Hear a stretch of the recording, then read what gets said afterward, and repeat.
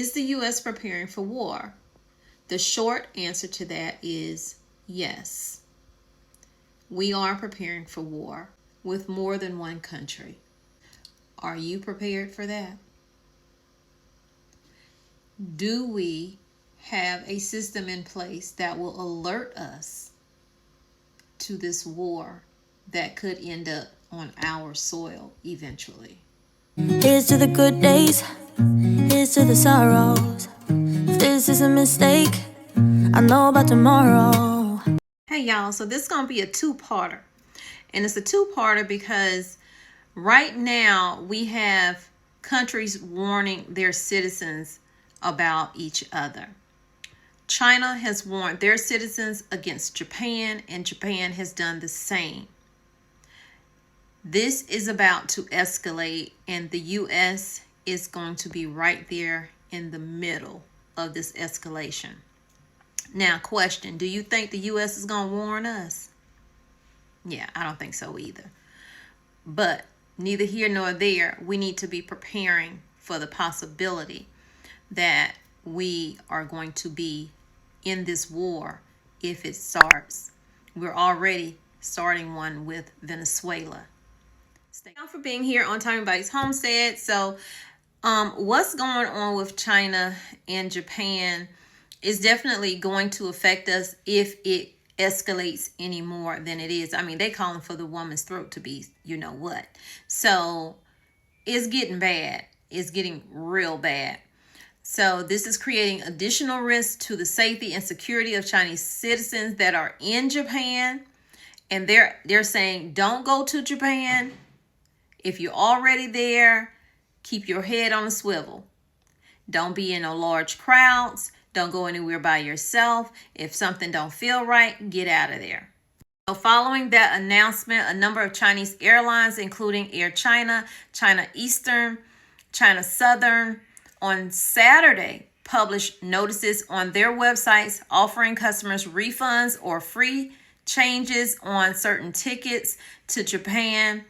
On Sunday, China's Ministry of Education also advised its citizens to exercise caution when making plans to study in Japan, citing a worsening public security situation at play in the country and claiming there had been a surge in crimes targeting Chinese nationals. Would the U.S. risk World War III for one tiny island? Here's what's really happening in 1 minute. Taiwan is just 100 miles off China's coast, but it holds something China wants and the U.S. cannot afford to lose.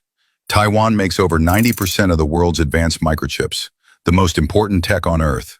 For iPhones, F-35 fighter jets, AI systems, even U.S. nuclear weapons. One factory in Hsinchu, Taiwan, TSMC, controls it all. If China invades Taiwan, they control the world's chip supply. U.S. industry, paralyzed. Military, crippled. But there's more. Taiwan is a military gatekeeper. It sits between Japan and the Philippines, both U.S. allies. Lose Taiwan, and China dominates the Pacific. And here's the real reason.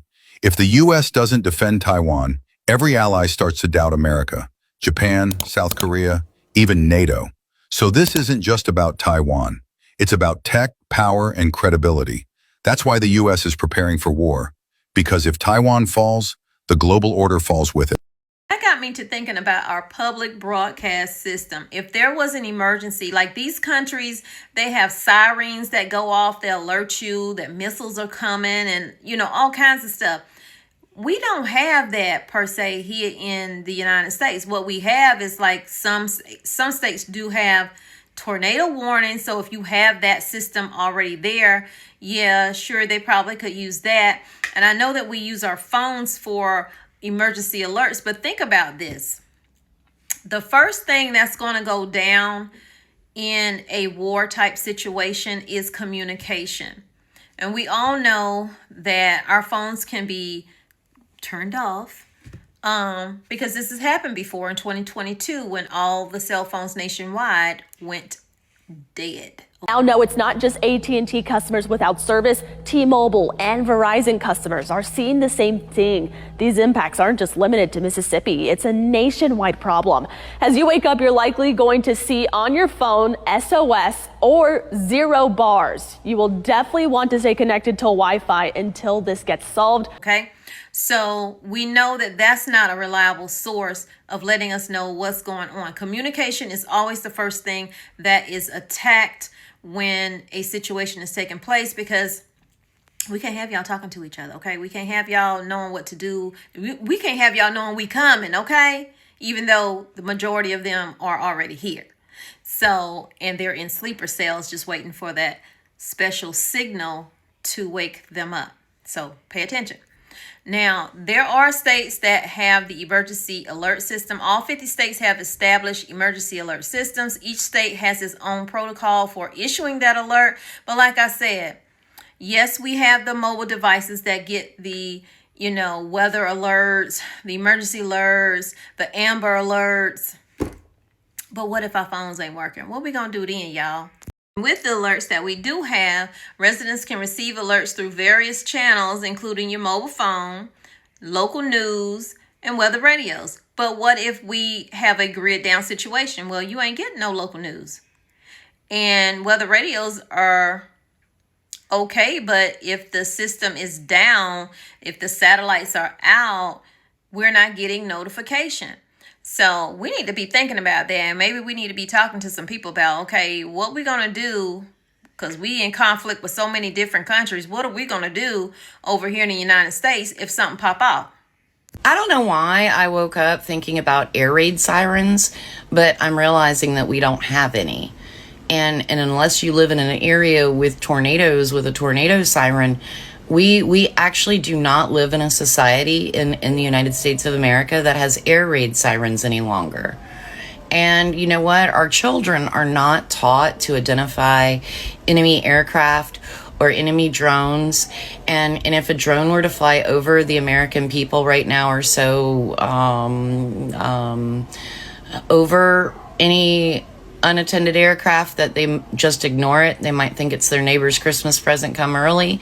And I don't know why I woke up thinking about air raid shelters, but it was something that, I'm thinking about the other countries that I've visited, like Poland and Spain and Denmark and Sweden and Vietnam and Bolivia and Ireland. And I'm thinking about which of those countries have a way to get in touch with their people the quickest. And I'm certain that people would feel that cellular devices would be the quickest way to get in touch with people en masse. However, they've proven that they can turn our cellular devices off at will. They already did the practice runs all through the spring and summer in different areas and different power grids. They've already proven that they can do a lot of things that people who stick their head in the sand are probably afraid of, and that's why they stick their head there, and I don't really blame them, because they probably didn't wake up this morning thinking about the fact that we do not have air raid sirens, and that if our cellular devices were all of a sudden just a paperweight in our hand, that there would be no way to contact the American public to let them know of any type of incursion that may be incoming with all the stuff that's going on. And if you didn't wake up thinking about that, I thought that maybe I would give you that thought too, because we are not a trained people for warfare. Not when the first thing that came on my feed this morning when I woke up was a $1,000 advent calendar happening, because we don't understand what's going on in the world today, but we do know that we do not have air raid sirens. And I'm thinking that a very quick fix, if they could afford it back in the 40s and they could afford it back in the earlier days, that a quick fix for communities all over America right now would be to install air raid sirens. Because in case you didn't know it, World War III is happening, and we're all up in there, and we might not know all the details, but we're all up in it. And pretty soon there's going to be a declaration made of that, and then people are going to wish that they have maybe prepared, and they're going to be thinking about me and worrying about air raid sirens. I mean, her video really made me think. what would we do? Like, our kids don't even know what to do. You remember growing up and they would have, drills in school. I don't think they have drills other than fire drills, maybe. Do they even, maybe in states that have a lot of tornadoes, they probably do tornado drills and stuff like that. But we would have drills, what to do, earthquake, fire drill, tornado, etc. But I don't ever recall them doing a emergency as such, the most high emergency, us under attack. Now when 9/11 happened, I was working in the hospital, so I had just gotten off work that morning, so I don't know what like the schools did or anything, because that was like early in the morning or whatever. But yeah, I don't know what we would do, y'all. So check these clips out. It's going to tell you exactly what's going on with China and Japan and how they even got this beef in the first place, because Japan is playing like they have amnesia. They don't remember the fact that they started a war with China and China had to finish it. Because nevertheless, Japan don't even have an army. They don't have a military. This is why I say the U.S. is going to be involved. The U.S. is going to have to fight their battles. Something big is happening between China and Japan right now. China have mobilized their coast guard near Japanese waters, urged Chinese citizens to avoid traveling to Japan, which has caused shares in major Japanese businesses to fall by up to 9% since China are the country's biggest source of tourists. And Japan have clapped back by warning their citizens in China to be careful of their interactions and surroundings, citing safety concerns that they may be targeted. And they even have now indefinitely suspended the release of 2 anime films in China. I'm sorry, when did this get added to the list of countries beefing in the world? Well, apparently this all started because of one statement made by Japan's new Prime Minister, Sanae Takaichi. She implied that a situation where China invades Taiwan would threaten the survival of Japan, and they need to anticipate a worst-case scenario. Now, that single statement pissed off China, and things only got more intense after the Chinese Consul General wrote in a now-deleted post on X, "We have no choice but to cut off that dirty neck." This is believed to be referring to Takaichi. Now, Japan have insisted that the Prime Minister's comments did not mean that Japan have a new stance on Taiwan, that they were just hypothetical, and that Japan wants peace and stability. China are demanding a retraction. So this brings me to Matthew 24, and this is the destruction of the temple and the signs of the end of times. Jesus left the temple and was walking away when his disciples came up to him to call his attention to its buildings. "Do you see all these things?" he asked. "Truly I tell you, not one stone here will be left on another. Everyone will be thrown down." As Jesus was sitting on the Mount of Olives, the disciples came to him privately. "Tell us," they said, "when will this happen? And what will be the sign of your coming and of the end of ages?" Jesus answered, "Watch out that no one deceives you, for many will come in my name, claiming I am Messiah, and will deceive you. They will deceive many. You will hear of wars and rumors of wars, but see to it that you are not alarmed. Such things must happen, but the end of time is still to come. Nation will rise against nation and kingdom against kingdom. There will be famines, earthquakes in various places. All these are the beginning of birth plans. Then you will be handed over to the persecuted and put to death. And you will be hated by all the nations because of me." This is what Jesus is telling them, that you are going to be hated because of me. "At that time, many will turn away from the faith and will betray and hate each other." And we're seeing that. "And many false prophets will appear and deceive many people. Because of the increase of the wickedness, the love of most will grow cold. But the one who stands firm to the end will be saved. And this gospel of the kingdom will be preached in the whole world as a testimony to all nations, and then the end will come." As for when will this happen, When will the rapture be? Because it was out there that people were saying, oh, the rapture's coming. They were selling everything they had. But these are people who don't know the Bible. And I don't pretend to know the Bible at all.